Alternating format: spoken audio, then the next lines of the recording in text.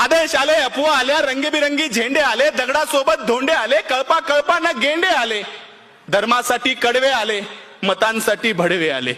दंगल पेटली, घर पेटले, हलक्या मेंदूचे पेटून उठले, गाड्या तुटल्या, काचा फुटल्या, यात माणसांचं मरण झालं, ब्रेकिंग न्यूजला कारण झालं, पत्रकार घटनेच्या खोलात गेले, घटनास्थळीचे जेलात गेले. त्यांना जामीन द्यायला आलं कोण? झेंड्यावाले का धर्मावाले? आले माय बाप आणि भाऊ.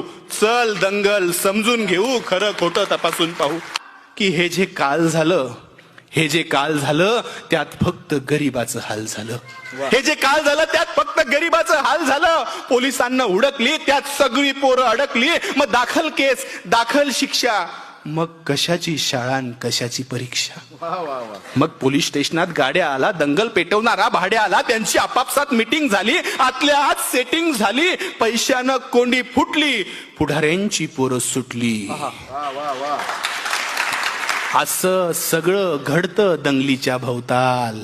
असं सगळं घडतं दंगलीच्या भोवताल. पेटवणाऱ्याची सुटतात, बाकी भाकरीसाठी मवताल.